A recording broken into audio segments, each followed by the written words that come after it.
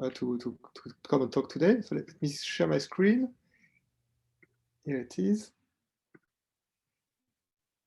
And here. Now you should see plain screen, right? So what I want to do today is I want to do two things. First, about a year and a half ago, there was this news from Google that they have reached quantum supremacy. It was a big news. I think in the quantum computing community, it was the second biggest news after the announcement that one could actually factorize 15 with an MR experiment. So it was like some 20 years ago. And then a lot of things happened, and then this supremacy thing.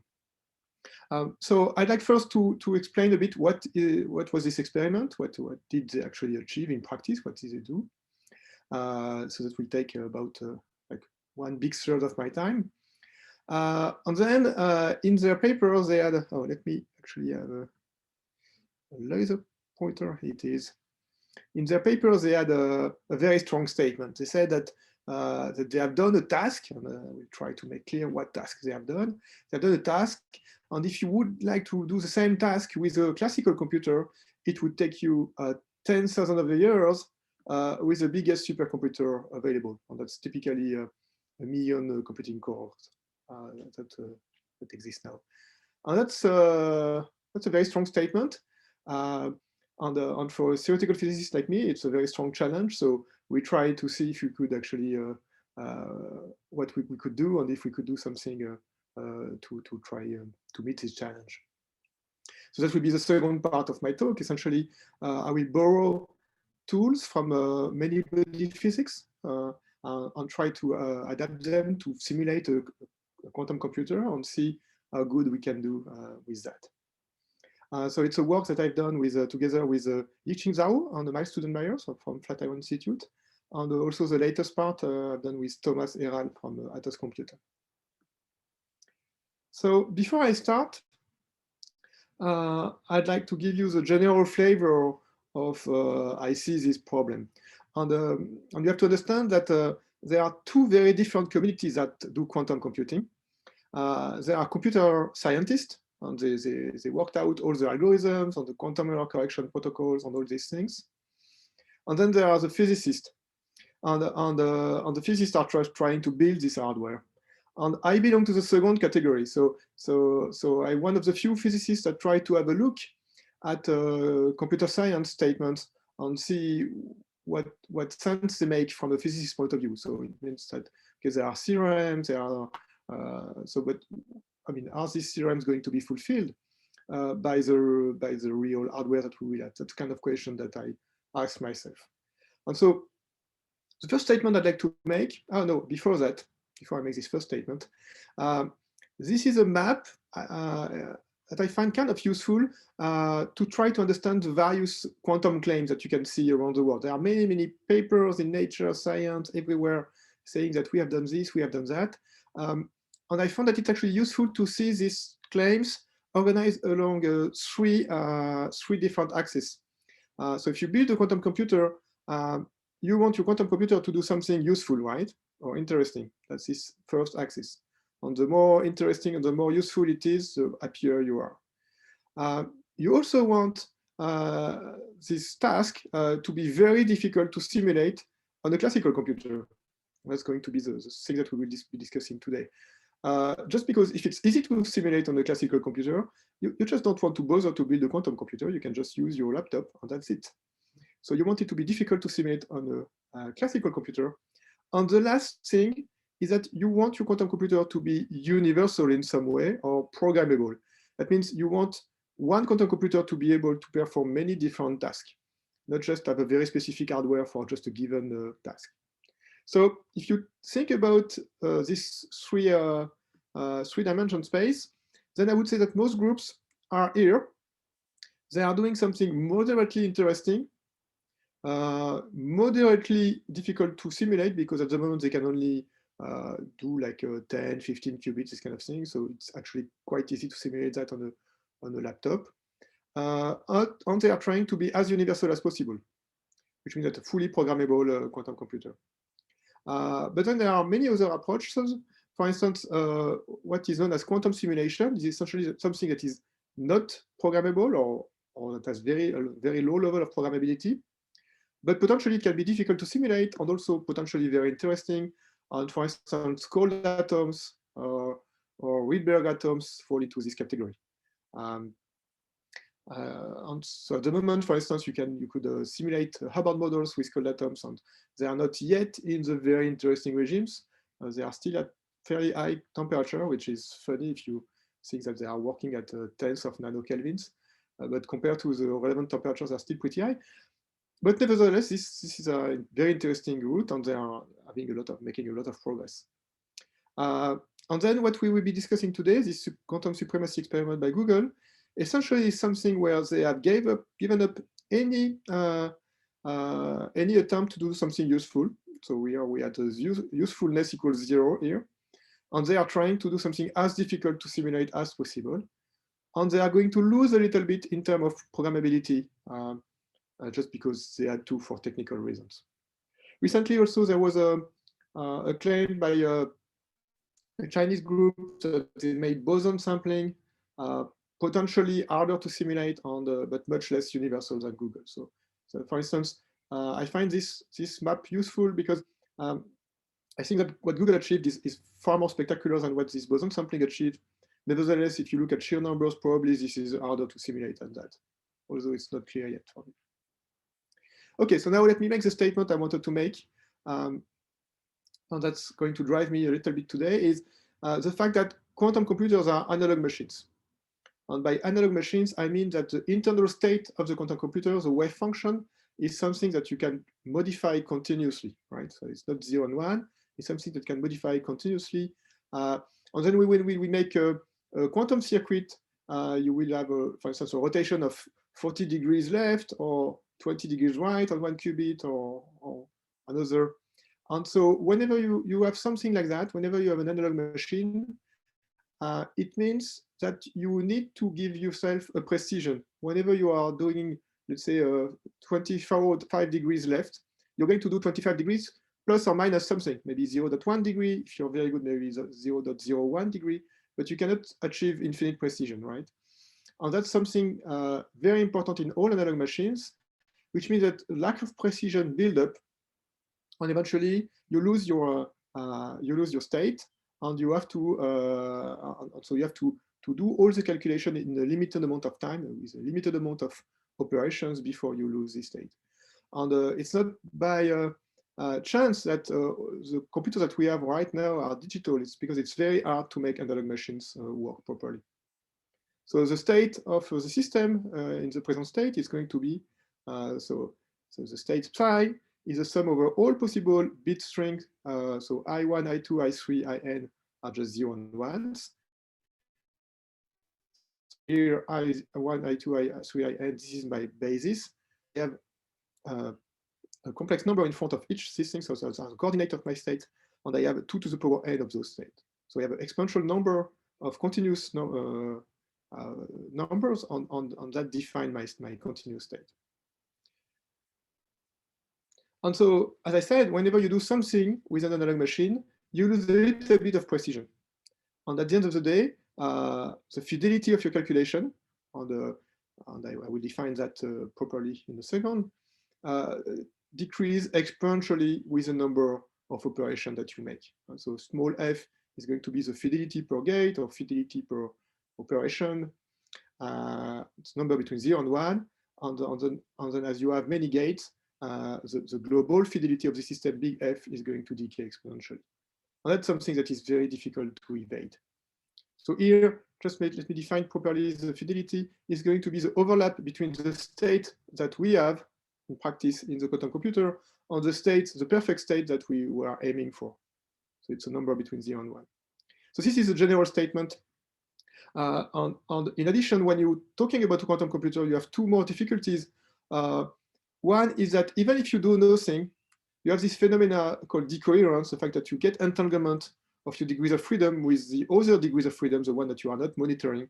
And so this entanglement with the other degree of freedom, this decoherence, is such that F goes down even if you do nothing. So you can't just take your time and do the operation. You have to do everything very quickly. And the second thing is that you cannot look at the state. You cannot look at where you are before the end of the calculation. And that's very specific to quantum mechanics. Whenever we measure something, we project the wave function. So we can only measure at the very, very end of the calculation. So everything blindly.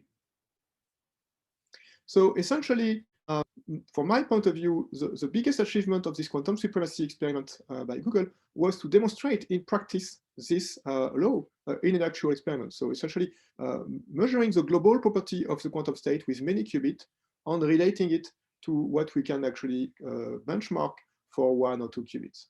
And I think, so for me, it's a global validation experiment mostly, and that's a very impressive one, actually. That's one of the first articles, actually, where they were really focusing on trying to demonstrate the validity, I mean, what is precisely the kind of global state that it could reach. Just a couple of words. Why is this, why I'm putting so much emphasis on this law? So if you take the main, not the main, but most famous application quantum computing, that's the Shor algorithm to factor big numbers. And you try to estimate how big a number you could factorize with a noisy quantum computer.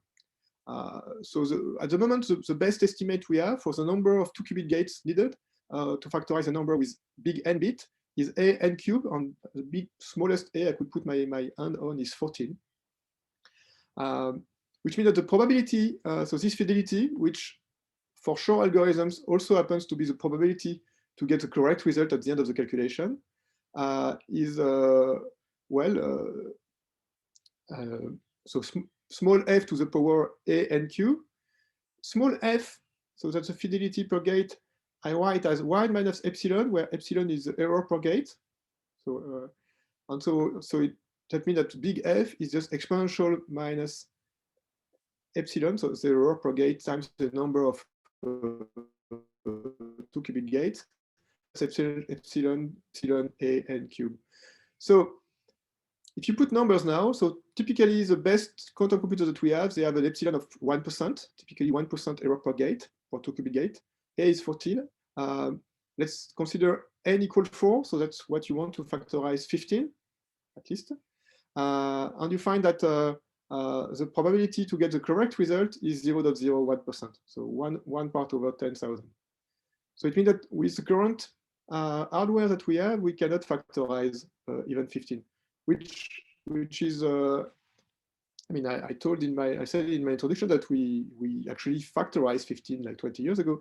Actually, what they did was not the full algorithm. They did only a part of the algorithm so that they didn't have so many layers, which means that they did a lot of classical calculation in order to reduce of the circuit. And this classical calculation actually is as hard as if they wanted to factorize 15, which for 15 you don't care about, but if you really want to use it for something useful, you do care. So it's a very important law, bottom line. I will skip this one, and I will directly jump on the experiment by Google. So this is a chip of the Google experiment. Essentially, one cross is one superconducting qubit. It's a transmon, and I won't actually discuss at all the physics of transmons. I will just consider this to be qubits.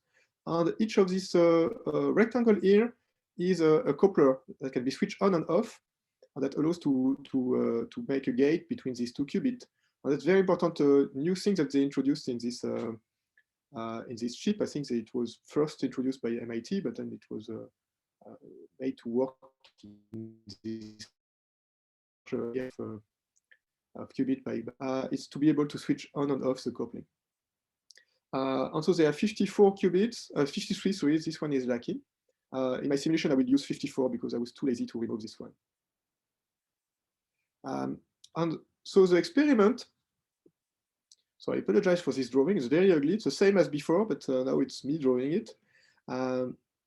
So we have 54 qubits now. And so the experiment, the quantum supremacy experiment is the following. Essentially, it's a circuit, a quantum circuit, that is not useful for any particular thing. And it's just designed to be very difficult to simulate classically. So essentially, first you apply a 1 qubit gate on each qubit. So that's this black circle here, on each of the 54 qubit. Then you will apply 1 2 qubit gate, the red one, on each pair of 2 qubits, like this. And then another series of 1 qubit gate on everybody.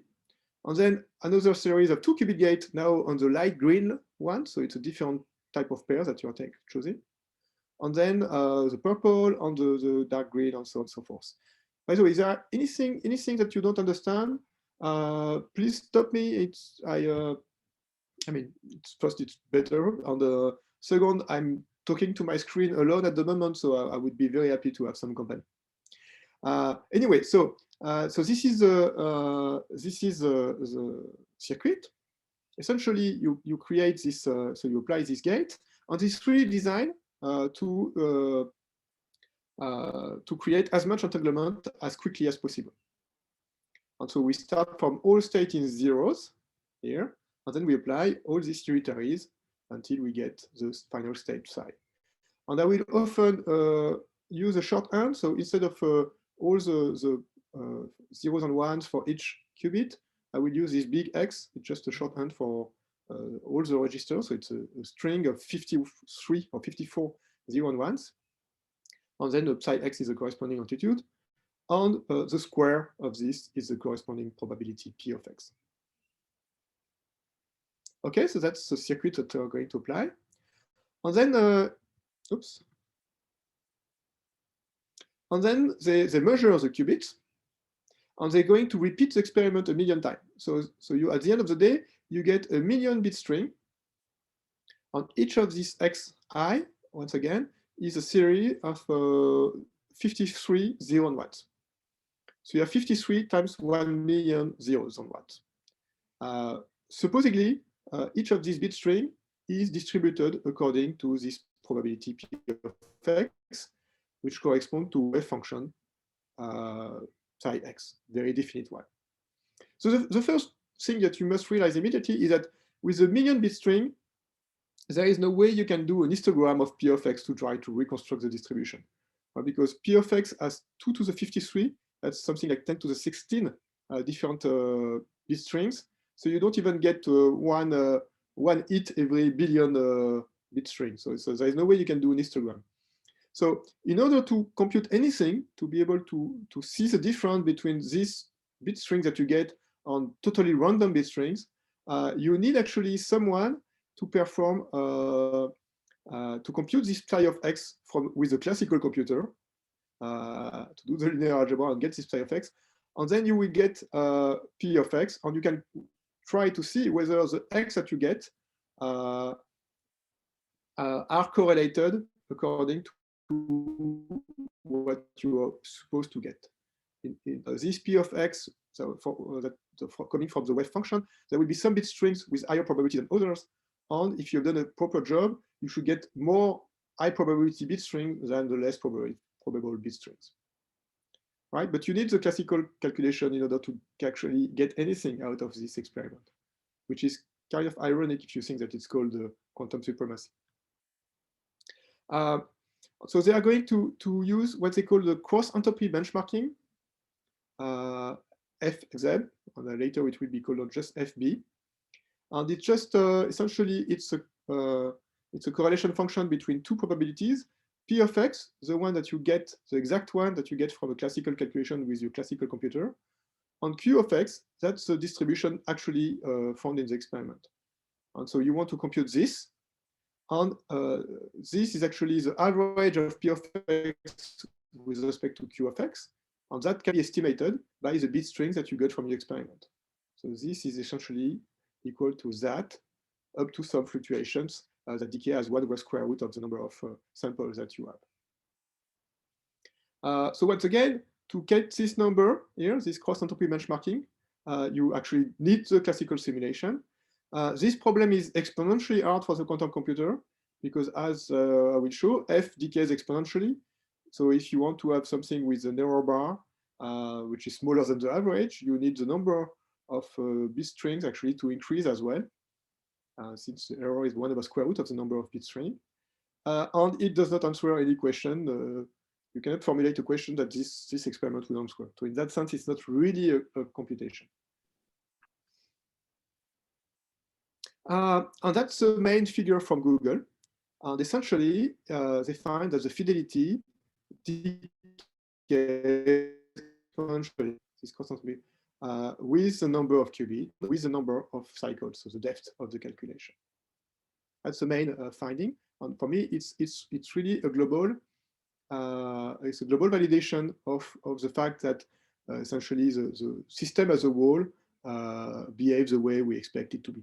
It's difficult to imagine that we could have got something else than an exponential. Although it's totally possible, but it's very difficult to imagine. But nevertheless, I think it's the first paper that actually measures this properly, and especially for such a large number of qubits. And they did that by, so the slope here is about 1% error per 2 qubit gate, which is almost as good or as bad, depending on how you feel, as what people do with 5-10 qubits. So in some sense, when they managed to make 53 qubits, working almost as well as 10 qubits. It's not quite true though, which I'm going to explain a little bit later. So for me, to summarize this part, essentially what they found is that the fidelity of the calculation decays exponentially with the number of qubits and the depth on the total number. If you divide by 2, it's just the number of 2 qubit gates. So essentially they find, they verify this exponential decay, and that's a global system validation. And typically for what they call the supremacy regime, so 53 qubit, a depth of 20, they reach a fidelity, a global fidelity, benchmarking fidelity of 0.002.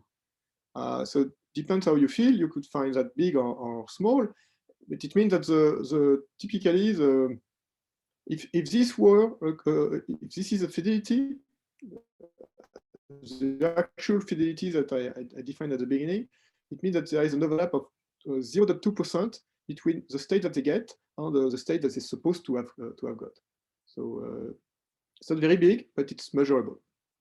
And if you take the nth square root of this, you get 98.6% fidelity per 2 qubit gate, which means 1.4% error. So they essentially have 1.4% error, everything put together per gate.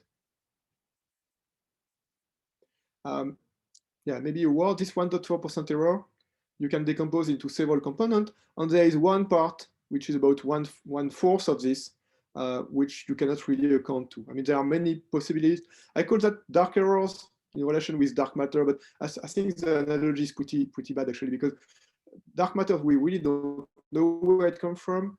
Dark errors, we actually have many ideas of where it could come from, and we just don't know what it is at the moment, but it could be many things, including trivial ones like crosstalk and non-trivial ones. And so this we need more experiments to know exactly what's going on there.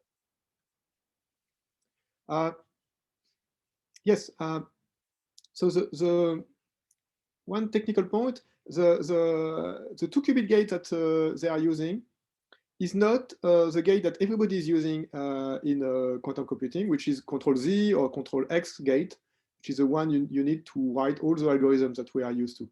They use something more complicated, and actually they optimize, so which depend on 2 angle theta and phi, and they optimize these 2 angles for each pair of qubits in order to get the best fidelities.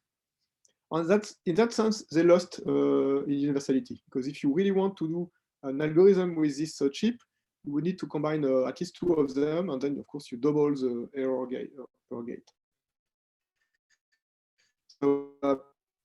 So it's okay. For 2 reasons. First, because F-sim is actually harder to simulate than Control Z, and second, because honestly they could not do Control Z properly. They tried to do Control Z later I mean, they did Control Z later in a few more recent experiments, but then you see that these papers only use like 18 qubits, for instance. They could not use 53 of them.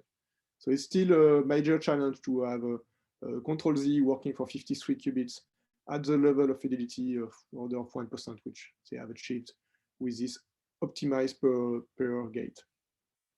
So in that sense, they lost a little bit in universality. Okay, so I'm done with this with the presentation of the experiment. It's a good time to ask me some question. Actually, there is something that was not clear. And now I will try to tell you a little bit about my own work. So stuff that we did to try and see if we could tackle these 10,000 of years here. On the point I would like to make is that this 10,000 of years is probably correct estimate, although no, actually it's not. Okay, well, I won't even argue about whether it's correct or not, but what is sure is that this 10,000 of years is the time it would take to simulate a perfect state, the perfect state psi p. But they didn't get the perfect state, they got a state which has only 0.1% overlap with the perfect state. And the question is whether it's actually easier to simulate that, and my answer is yes, it's much, much easier. It's exponentially easier, actually. Which means that by looking at the difficulty you have to simulate something that is noisy, that is actually where you lose some entanglements. I mean, you don't do the exact thing. So by looking at how much computing power to actually simulate these things, you get an idea of essentially how much potential computing power you have in a noisy quantum computer. So it's the idea is to put some light into the real computing power of a noisy quantum computer, not just an ideal one that do not exist.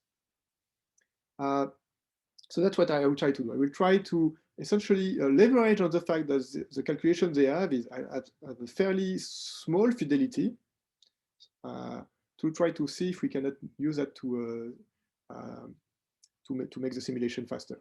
And for that, I will borrow tools that are quite well known in quantum many-body theory, and then they go under the name of tensor networks or DMRG, density matrix referential group, or TBD, time evolution bond decimation, MPS, matrix product states, all these acronyms. I don't know if you have heard about them, but these are tools that are actually very, very useful to study quantum many-body problems. And since a quantum computer is nothing but out of equilibrium quantum many-body problem, the idea was to try to see whether we could actually use these tools to simulate the quantum computer. So essentially, this is what we did. We adapted these tools from quantum many-body theory to see what we could do. So let me introduce a few notations. So we use tensors. And so these are very, very simple objects, these tensors. So essentially, it's a circle with a certain number of legs. So if you have just one leg, it's just a vector. If you have two legs, it's a matrix. And if you have more than two legs, then it's a tensor. Okay. And we will use the Einstein summation rule, which means that if you draw two tensors like that and you connect one leg with another, it means that you sum over this repeated index. So this drawing here is nothing but the sum over j of mij times tjkl. And so if you had two legs tensor in a row, that would just be matrix multiplication. And so essentially, this is a generalization of matrix multiplication to the generalization of matrices. So essentially, the good thing is that once you have done this, you can start to make drawings, and you don't have to use actual equations, which is good because the equations get very, very messy when you write them. But in terms of drawings, it's very simple. So now, if you look at this experiment, and you want to make the corresponding drawing, so this is you start from essentially a product state, a very simple product state here. Everybody is in 0. So you can make this is a product state.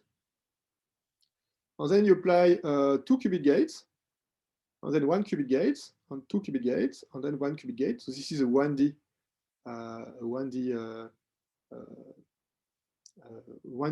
version of the 2D system of Google. And so essentially, what we want to compute is the summation of all the repeated indices that we have here, and that corresponds to this big tensor here, right? And this is an exponentially hard problem because very simply, if you just do it this way, you see that if you have 53 qubits here, well, you have 2 to the 53 entries. So this tensor has 10 to the power 16 entries, and it doesn't even fit in your computer, in any computer, actually. Well, maybe not exactly. We make, but at least if it fits, it's very, very barely. So that's why this is difficult. And so essentially, what we will try to come up is what I call compression, quantum compression or compression of quantum state. So we are going to try to do something very close to what we do when we do image compression, which means that we are going to try to throw away some details of this wave function to make it fit into something much, much smaller. And of course, when you do compression, like when you do an image to make a JPEG, you lose some details, but so you don't have a perfect state anymore, perfect image anymore. But in return, you get something much lighter if it is an image, and in our case, something that has a much, much smaller memory footprint for a quantum state. Okay. So before I go on, I'll go ahead and explain you what we did. I'd like to make a couple of comments on the competition. So there have been a few other papers trying to take up the challenge of Google. The first was actually only 1 or 2 weeks after the paper by Google. It was by IBM, so of course they were very upset of Google paper. And essentially, I'm going to explain in the next slide what they did. But actually, they didn't do any calculation, but they claimed that they could do in 2 days what was supposed to take 10,000 days. And they might be true. I didn't check the actual estimate. The truth is that even if they are true, if you go from 54 to 56 qubits, then it's not true anymore. So the simulation, they want to do things exactly, and therefore it's still exponential in number of qubits. And so you cannot go very far. I mean, maybe they could do this 54 qubits. They didn't. They claimed they could, but they didn't. But you couldn't go much farther than that. And then there is a very recent paper by Pan and Zhang.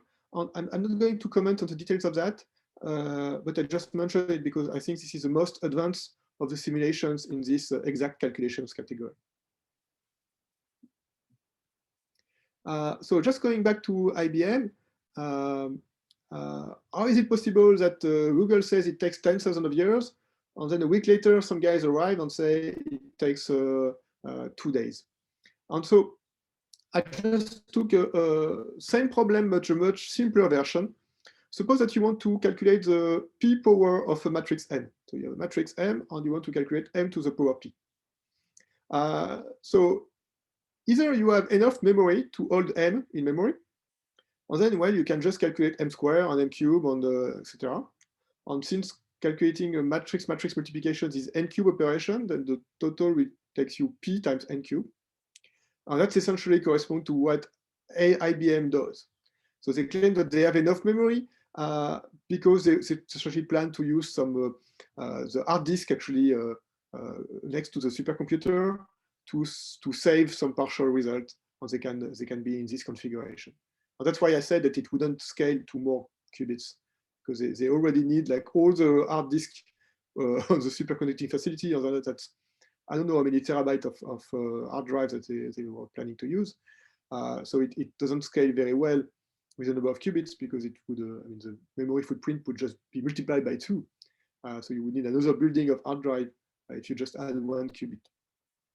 And the second bullet point here correspond to the estimate made by Google. They said, okay, we don't have enough memory to hold this full matrix, because this is a huge matrix correspond to the total state with 2 to the power 53 qubit.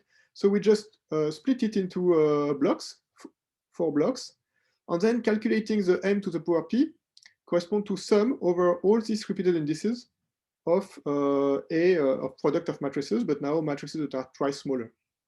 So you see that now you have gained a factor 2 in memory, but in return you have to pay for a sum over here 2 to the power P configuration. So essentially this is the assumption on which the 10,000 of euros is based, that you would need to do what is called slicing, which means you would need to you cannot have enough memory to do everything. So you need to exchange essentially memory against computing time. And this exchange is done at a very, very bad rate because it costs you an exponential number of operations.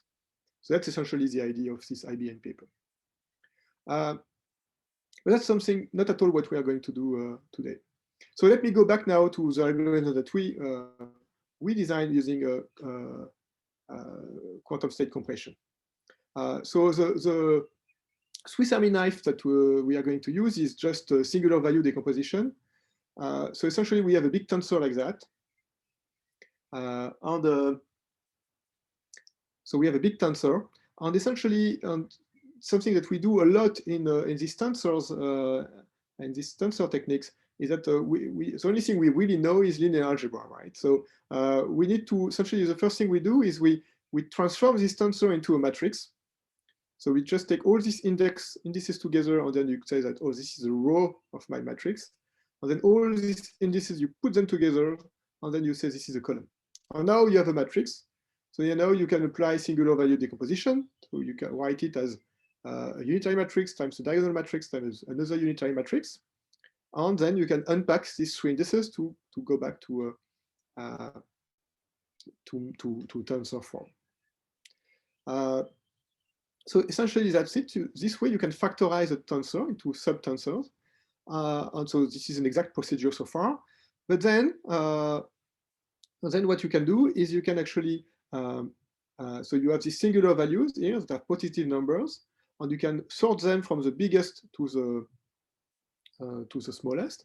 And the singular values actually, if you want to make a low rank approximation of your tensor, you just pick the small, the biggest singular values, and you can truncate, leave out the rest, and you get the best possible low rank approximation of your tensor. And that's exactly the way we are going to do this compression. Actually, we used to do it like that. Now we don't do it anymore, but essentially it's still true in spirit. We are going to keep a certain number of singular values on the biggest ones, and then we throw away the rest, and this way we throw away the details, and we get something approximately equal to the initial tensor.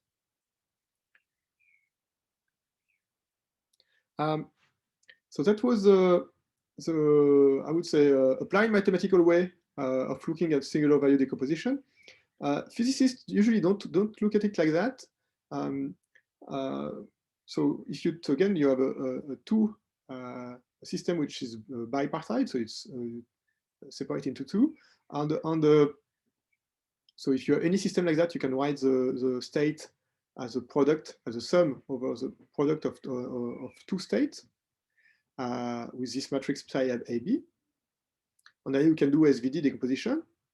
And now you can create a new basis. So for instance, mu A is sum over this unitaries times this A states here, those ones. And you do the same for B. And this means that you can rewrite your state as a sum over all the singular values of product states. That's very important because this product state means that there is no entanglement between these things. So it's a sum of states without entanglement, right?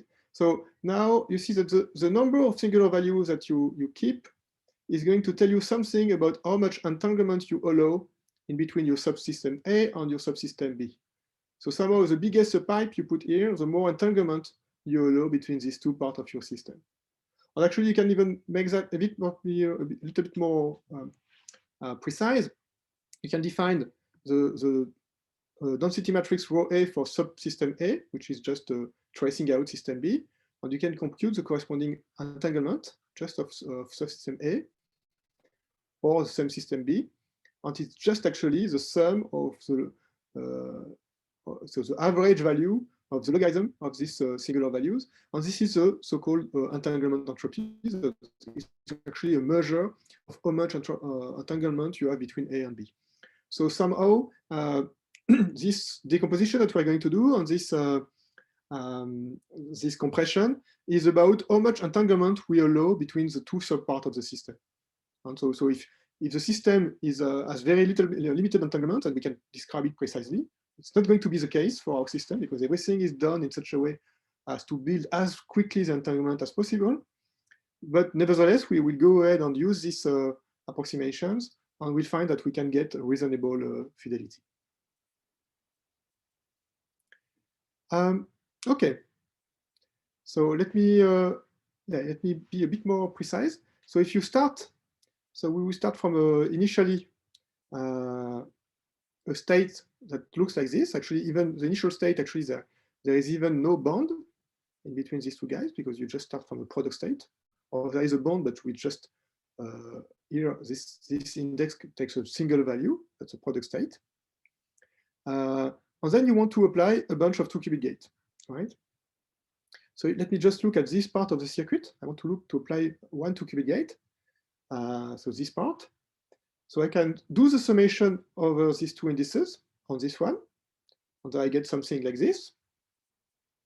Now I can consider these two indices together on that two indices together to make a matrix, and then I do SVD. So I cut this tensor into two.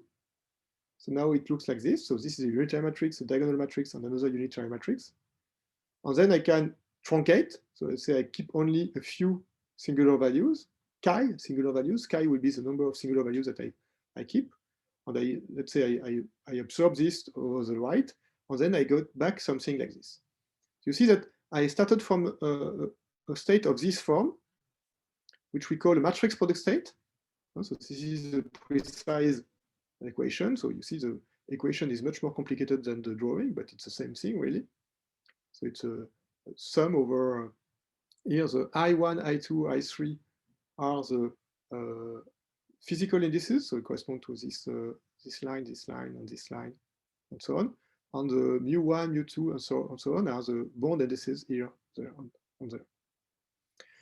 So using this procedure, I have essentially restored the matrix product state form, and I can do that there too, and then I can continue, absorb as many layers as I want, and I have can calculate the state. Actually, instead of being exponential, now in the number of qubits, it's just actually linear.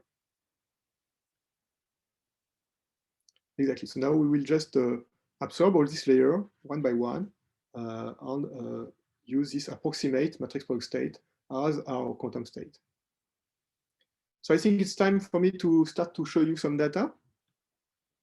So first on 1D. So again, this is a circuit. It's very close to the circuit of Google, but just a 1D version. So I will study 1D first because 1D is easy and we can go very far in the numerics, and I will show you some 2D data a little bit later. And this look at the fidelity as a function of the depth. And the fidelity actually decays exponentially,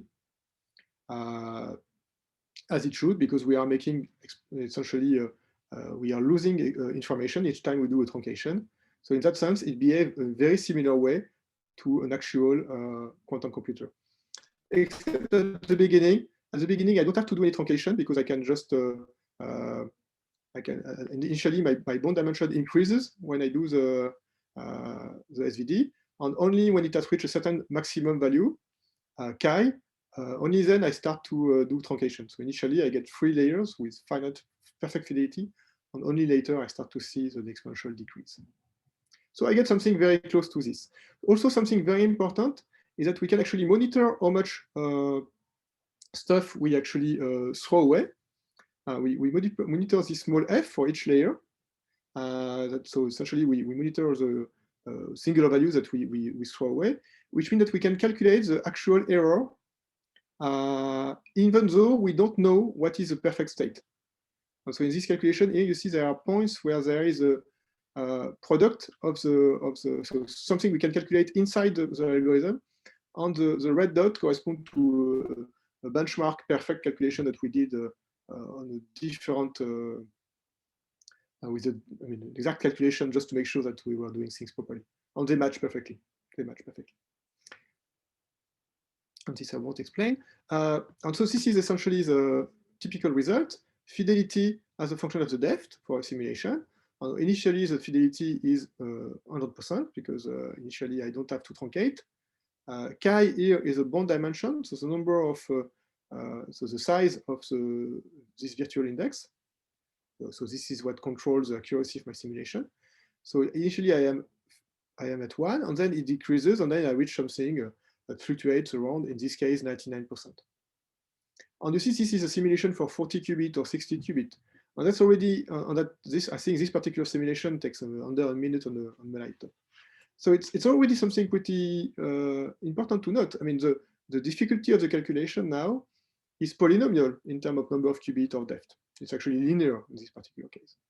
So we have exchanged exponential difficulty into a polynomial difficulty. In exchange, we are doing an error, and now the idea is to compare this error with the one that there is in experiment. So this is this error, so 1 minus the fidelity, so error per gate, as a function of this parameter chi that controls the precision. So you see here for a very, so 60 qubits, a depth of 20 or 40, we can reach extremely high precision, so 5 digits, so something that we would dream to have in a quantum computer. And actually, in this particular case, we could actually go to the d equal infinity limit and even the n equal infinity limit. Here I did a simulation for 240, but actually we can really reach the infinity limit. And there is something that was a bit puzzling and annoying, the fact that the fidelity here, it saturates. I cannot get anything better than something around 1%. So I have 1% error is the best I can do in the very, very large D and very, very large N limit. Of course, for smaller number of qubits or smaller depth, I can do much better. But if I want to go to very, very large number, I cannot go better than 1%. And so I'd like to explain you where it comes from and what we did there later to try to circumvent this. To try to understand where it comes from, we use a random tensor theory. So essentially, this is my matrix product state. And I'm going to apply 1 qubit gate, random 1 qubit gate, and then 2 qubit gates, and then SVD, and then continue doing that forever. And the idea is that, okay, I'm applying things that are essentially have no structure. So let me try on try a matrix product state that is actually totally random. So each tensor here, I take it to be totally random. So, okay, I can do that. And if I take this totally random tensor, I can look at the decomposition of its singular value. So this is a singular value as a function of the rank. So I sort them from biggest to smallest, and I just look at these singular values. So for this random tensor, I get this dashed line here. And when I compare with my compression algorithm, essentially, so this is what I get for small chi, but as I increase chi, you see I get something very, very close to what I get from this random tensor theory. So essentially, it means that after, in the large depth limit, so at the large depth limit, essentially, I get a tensor which is essentially random. And if I get a random tensor, then I can calculate the corresponding fidelity I get for this random tensor, and I get something very close to what I see in the numerics. So that's something that is a limitation that seems to be intrinsic to this way of doing compression. Okay, so now let me show you what we did for 2D, for the actual supremacy experiment. So we need to circumvent this problem of the fidelity that saturates at 1%. And also we need to extend the algorithm to 2D, because what I showed you earlier was for 1D. So for 2D, we did something very simple and very dumb. Well, it's definitely not the best thing to do, but that was easy and fast to implement. So this is what we did. And that's just to group. So we grouped the qubit into qubits, if you want. So for instance, here in this example, I grouped, it's called the 11111 grouping. So I grouped all the qubits in one column together to make an effective qubit. Or I could put 2 columns together, that's 2, 2, 2, 2, 2, or 5, 2, 2, 4, or 6, 6, or etc. And by doing so, essentially my problem is now 1D, because one column is only coupled to the next. So that simplifies my algorithm. I'm back to the 1D case I had before. Also, by doing that, there are many 2 qubit gates that are now essentially, so this, for instance, one, is inside one group. Therefore, this one is performed exactly. And there are only very few that are actually done approximately. The ones that link two groups, two different groups, for instance, those ones. So in that way, that's my way out of this saturation that I showed you earlier. Essentially, I still making, maybe I cannot decrease this error below a certain threshold, but I can make less and less 2-qubit gates that actually makes this error. So we did that, and we initially applied it on the control Z gate. So it's the same, essentially everything is the same as in Google experiment, except that I have 54 qubits instead of 53. But I use a control Z game, gate. So it's both better and worse, because control Z is what you want eventually, if you want to make the quantum computer. On the other hand, the one they use, FSIM, is actually harder, because this one has only 2 singular values and FSIM has 4. But the initial data was actually pretty good. I mean, we could essentially reach this 1.4% line that corresponds to the same fidelity as what Google got. So we were pretty happy. And that's, I mean, yes, 10 hours on the laptop without any parallelization. So it was just one core. So we were fairly happy then. But then we tried that for FSIM, and the error was about twice as big. So it was not good enough to actually, even worse than that, actually. I think it was like something like 5% was the best I could get, or something like that. So we need to do something else to go beyond.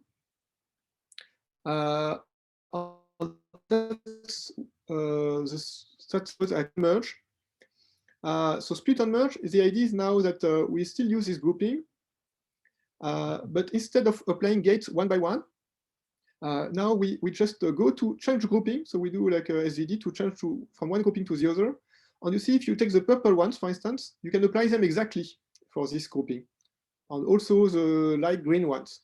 So you do all the purple ones, and then if you want to make a red ones, you switch to this grouping, and then you can make all the red ones. And this way, you do even less approximation steps that you did before. And so this is as far as we went in the paper that we published. And we could use, we could go up to 5% fidelity in this paper, which was not as good as 1.4. This is what we wanted, but okay, that's the best we could get. Later, we tried to brute force this to go a little bit further on the right, and we managed to go to 3% by putting like I think 100 hours of computing time, even more, on a lot of memory, like a couple of terabytes of memory. Still not on supercomputer. This is still done on a big station, but it was not enough to get to 1.4%. So that's everything I have which is published. And now let me finish with unpublished data. So essentially the best we had before was this green curve. We have a new algorithm. I'm not going to explain how it works because we have not published this yet, but it's better. It's just better at finding the state for the same matrix product state. And we have even something even better, which is this blue curve here, where we can now enter the regime where we are below this 1.4%. You see, we have a few points here. And this takes a couple of hours, so it's not. So what changed between this and that? Essentially, the difference is that here we are making what I call a strong simulation, which means that at the end of the simulation, I have the full state. I can really calculate anything I want, any correlation function. I can sample it. I can do anything.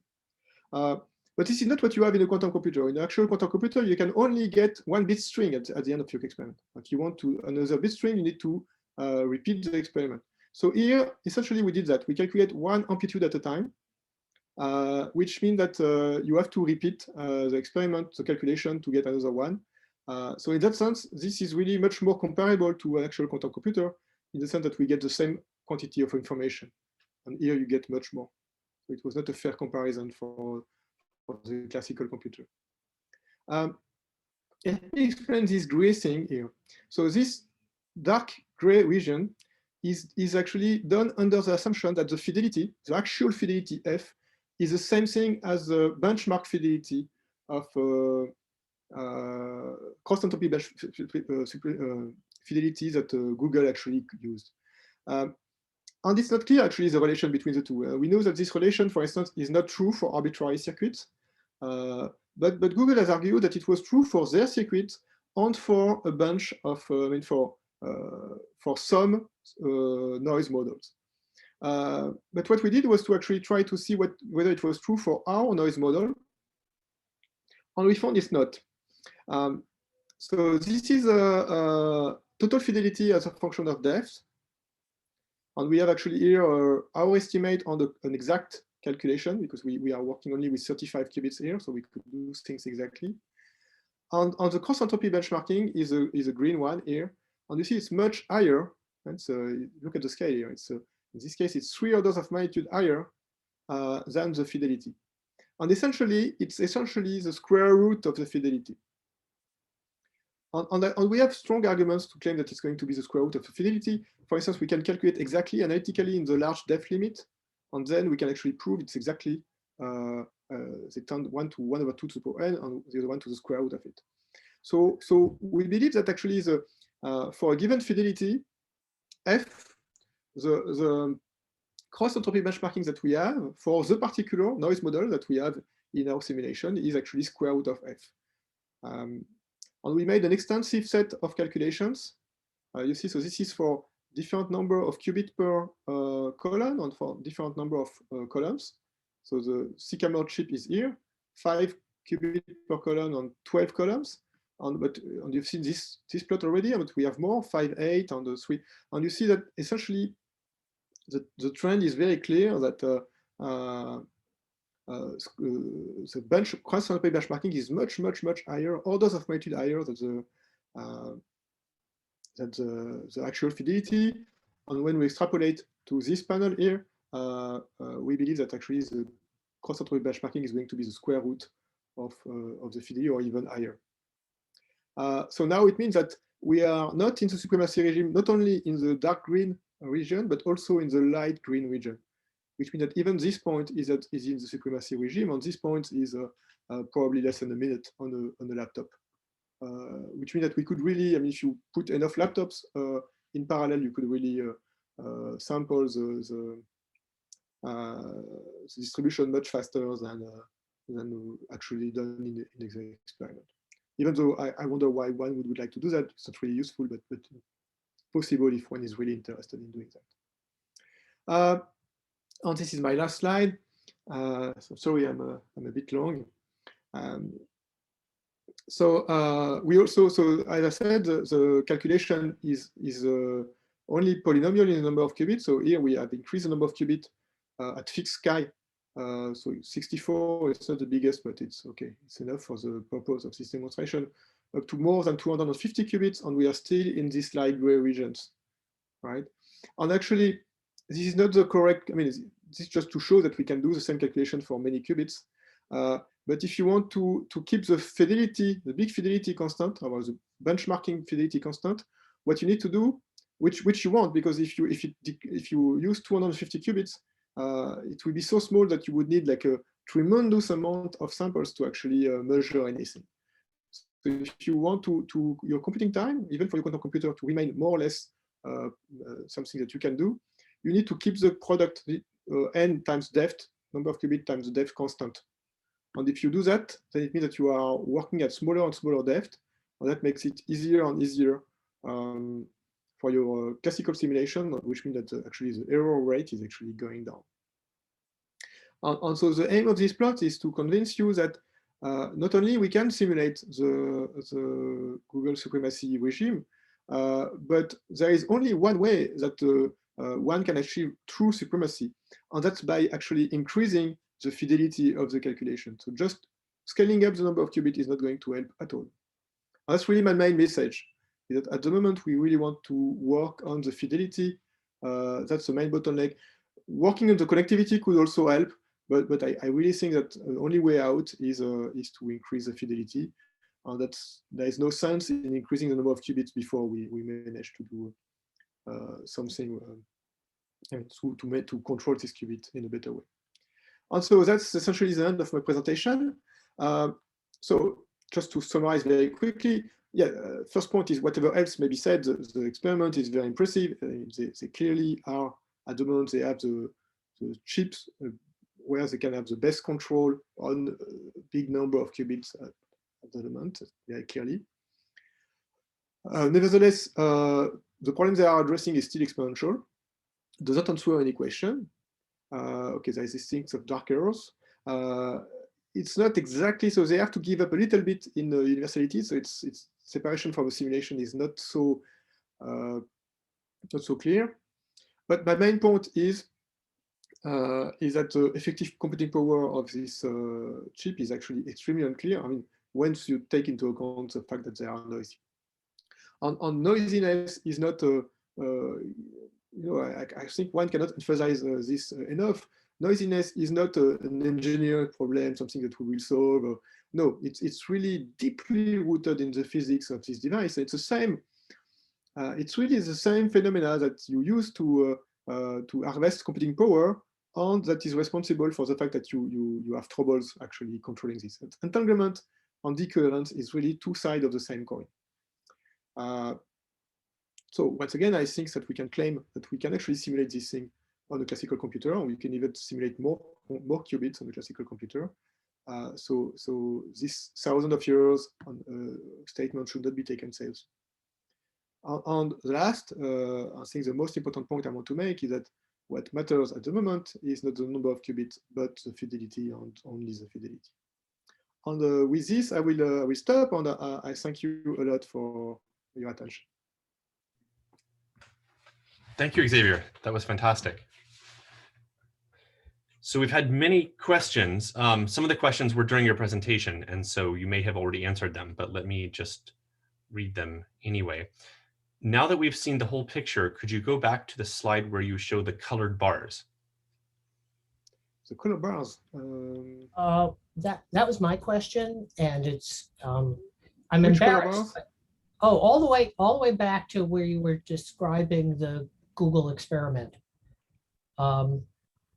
Yeah, I'm embarrassed because I got stuck on a point there, and at that point, is this one?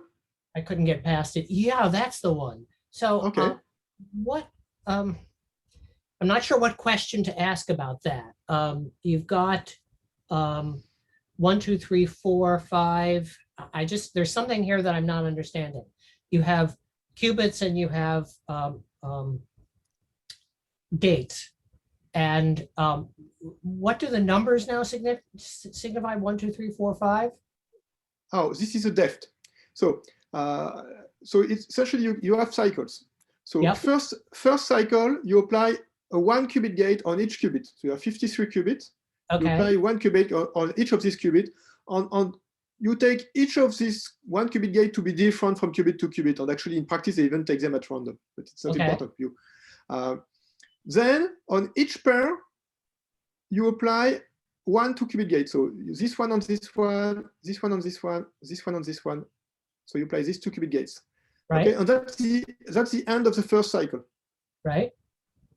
Okay, and then you do a second cycle, and the only thing that changes is that the 1 qubit gate are different, and also you take different pairs because you want to propagate the entanglement from qubits to qubits. And you continue until you have 20 cycles, and that's at the end of that you have a state. And this state is not particularly interesting, but the question is how good is the state with respect to the one that you should have got if you had done this procedure exactly. And that's the benchmark fidelity. Okay. So it's really a validation experiment. You apply a bunch of unitaries that someone give you a bunch of unitaries. Okay, you apply them on your quantum computer. Then you do the linear algebra on a classical computer, and you try to check whether one matches the other. Okay. All right. Thank you. I think welcome. Over the hump here. Thank you. Good. So the next question, what are the hardware errors that you face while making an efficient quantum computer? The hardware errors, tons of them. Everything we are free of in nature wants to get entangled with your qubits. So, okay, I'm just going to give you a small list of errors for, do I have a, no, I don't. Okay, here we don't even have a, so sorry, usually I give physics talks, so I have tons of slides where I actually show the physics of these things.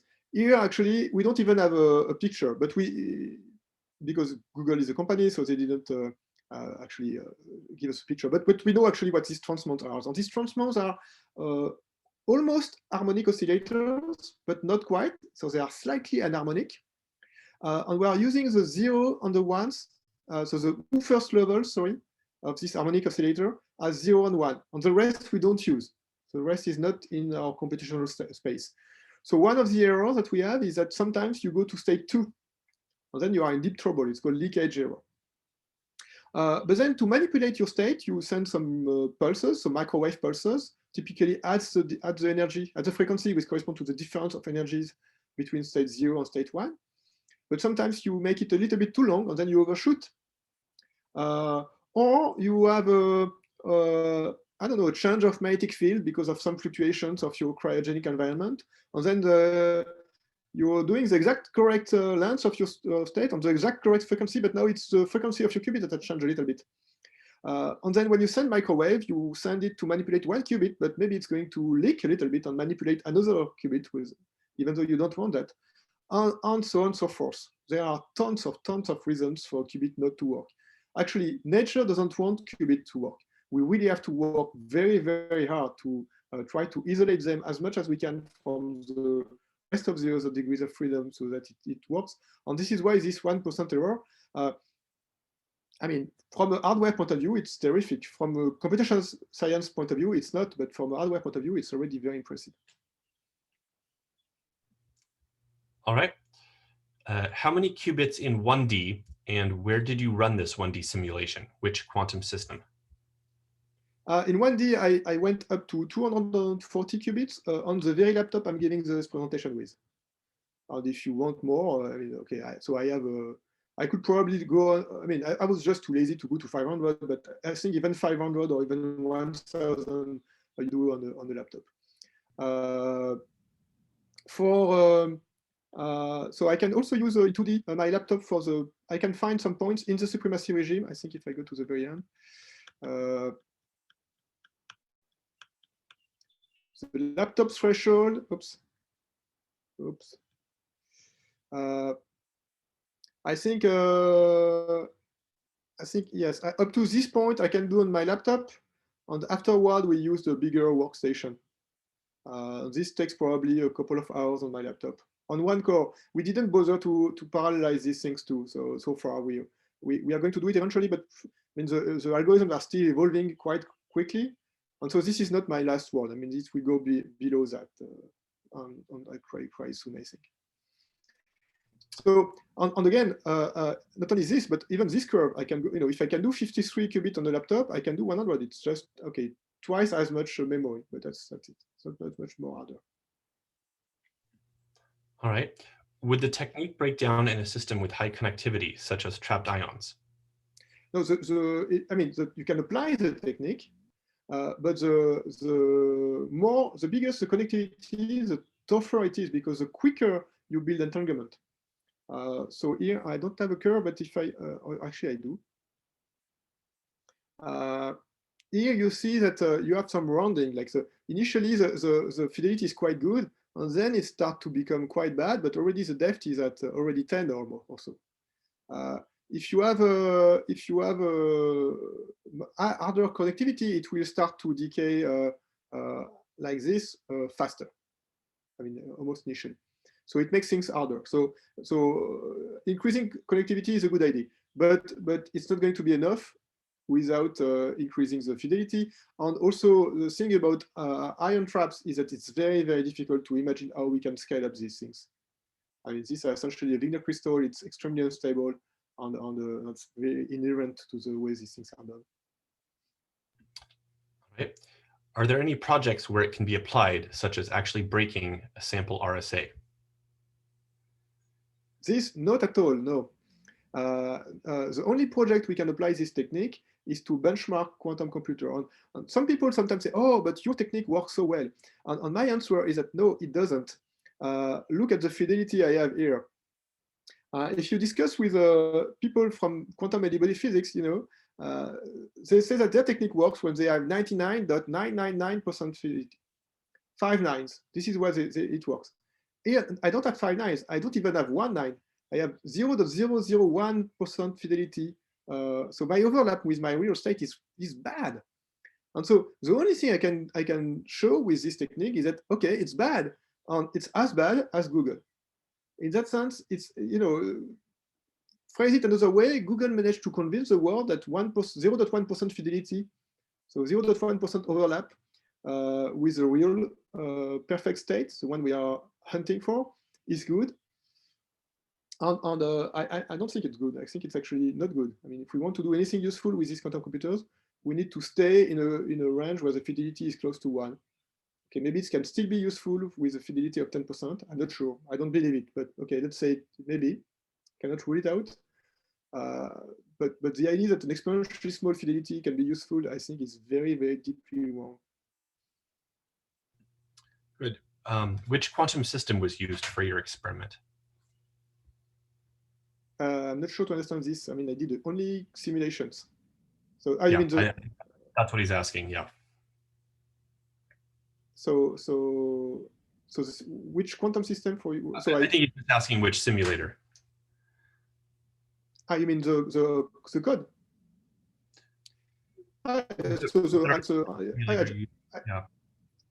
It's just a code that I wrote myself.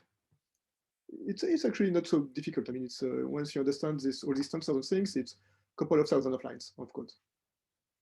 Sorry, do you have like a GitHub repository or where we can actually go through the code? And also, I mean, Google did their work on the Sycamore, and when you are doing the benchmarking of your fidelity, how you are, I mean, it's just you're applying mathematics and that's it?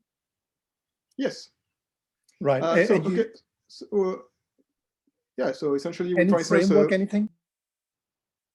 So first, the code is not open source yet, but we have a plan to make it open source in I would say within a few months. So it will be open source within a few months. It's a very simple Python code that uses NumPy, and that's actually the only thing we need. So it's so no specific framework, or we didn't use any graphics card or anything. So of course, all these things can be used to make the calculation much faster, and there are many things that could be done. At the moment, we are just working at the conceptual, trying to see whether conceptually already what can be done. I'm not sure I answered your question about. No, that's great. That's great. Okay. I mean, luckily, was able to follow most of it, but I do feel that personally for me, and I don't know about the other people, it was a great presentation, by the way, that I feel I have a lot of gaps in my knowledge. And would you recommend something that, you can, when you are looking at this together later on, when I go, invest time in researching this stuff, would you suggest some supplementary material and something where I can fill up those gaps and, because you won't be there and to answer those questions, and therefore, would you recommend something, please? Thank you. So tough. No. So we have our paper, which is published on PRX, so you can look at this. And I think it's okay. I try to be as pedagogical as possible. And then we have the new paper with this unpublished result. On this, we are going to put on archive within 2 weeks or so. I mean, I hope at least it's almost ready. And then there will be a huge supplementary material in this second paper explaining everything in detail. So that would probably be a good start. But we are the only ones that have tried this so far. I mean, most people have focused on trying to simulate things exactly. But if you read at the literature of people trying to simulate things exactly, you will already get a lot of ideas, because they're also using tensors or tensor network, all these things. I mean, the algorithms look similar, except that they never do any approximation, and we do, and that's why we can be exponentially faster. So you can look up at this literature, and for instance, if you take the PRX, there will be a lot of references on this literature on tensor networks. And then you can wait for a couple of weeks, and then you will get this on archive. Great. Would you be sharing, some of this on Meetup or somewhere? I mean, so that, because just to take it forward if I want to look at this later on. Your paper, for example, the link to your paper or your slides, things like that. I can send to Mark, for instance, a couple of links. Yeah. Excellent. Thank you so much. Sure. And next question, does IonQ now indeed have the highest qubit processing power? So the honest truth is that I am a condensed matter physicist. So I know quite a lot about transmont superconducting qubits, semiconducting qubits. I have followed a little bit what people in atomic physics do, but I'm not so up to date. I think, I think that it's difficult to define at the moment who has the highest computing power. It's a bit like if you have you have one guy that has a car like a Ferrari and the other guy has a truck. And if you want to make if you make a race, maybe the Ferrari will go faster. But if you ask a question of who can carry as much good in a given amount of time, then it will be the truck. So at the moment, every single one of these technology can just define a race where they will be the winner. The point is we can simulate every single of those on a classical computer. At the moment, the most difficult one to simulate is still the Google one. On the ion traps, we can simulate very, very easily because they have much less qubits. So it's even without being smart, you can just brute force the whole thing. Good. And I think, so there's one question about how they can stay connected with you. Maybe you could share your email address at the end of it. So to stay connected to me, so I'm very easy to find because I don't have any homonym. So if you Google my name, and I'm going to put my name up. Oops. So I'm Xavier Vintal. And so you can, if you just Google me, so my email is xavier.vintal@cea.fr. But if you just Google my name, you will find my email very easily. I'm easy to find. And I'm happy to answer any more questions that you could have. Sure, I think something I didn't say, and maybe I should say that because I heard that Mark, you call yourself a quantum evangelist. I feel that myself, I'm more of a quantum exorcist, in the sense that from my background, which is once again a background of a theoretical physicist, I see so much hype in this field, so much hype, so many things I don't believe at all. And part of this, of the idea behind this project was to say, okay, let's try to dig out what really do we have, what we can believe it, and throw away the bullshit. And so part of this is has some political meaning somehow, in the sense that I wanted to, okay, of course, it's fun to show that something that was supposed to be done in tens of years, now we can do it under a minute. But most importantly, when people manage to make such a big error in the orders of magnitudes, when someone tell you something and a year later you say, no, actually it's a billion times faster, it means that there was very deep problems that were not understood by these people, or either they didn't understood them or they didn't want to understand them, or I don't know what exactly. But for me, it's very clear that we are at the very early stage of quantum computing, and it's not clear that we will go beyond that. I mean, maybe, but not sure.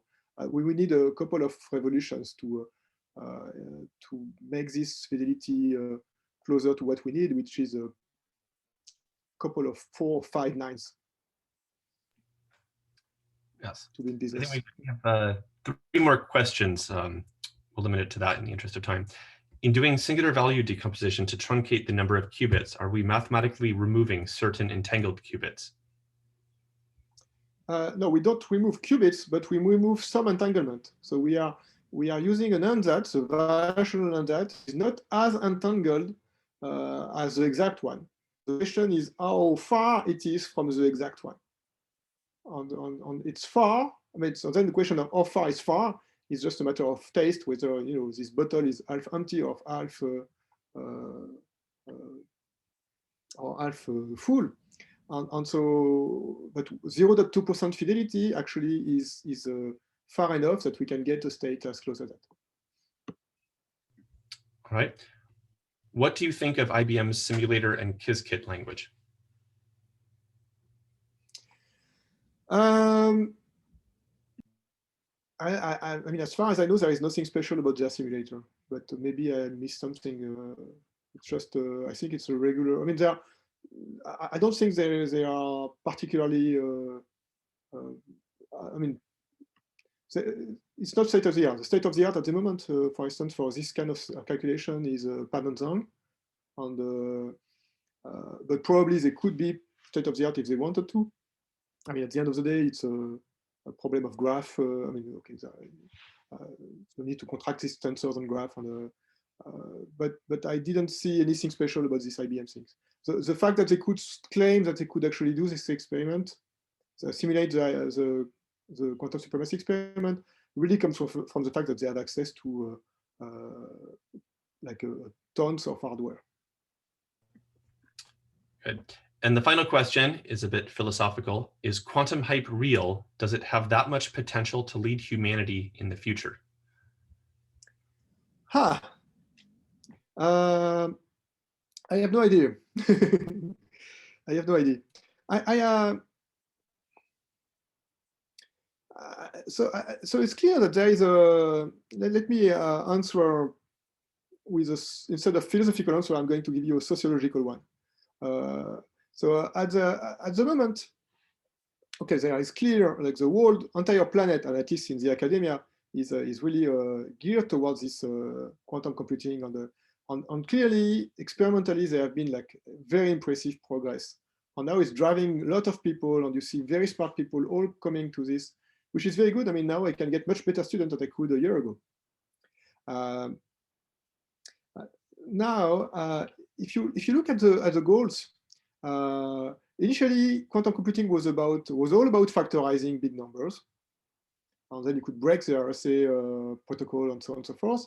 And now, if you look at the goals, it's moving toward solving quantum many problems. Actually, a quantum computer is going to help us solving quantum problems, which makes sense because it's itself a quantum problem, so it's actually close to problems we would be interested in. And you see a lot of proposals for applications to quantum chemistry, like we'll find a way to make catalyzers, or even people claim that we could do that for making new medicines and so on and so forth.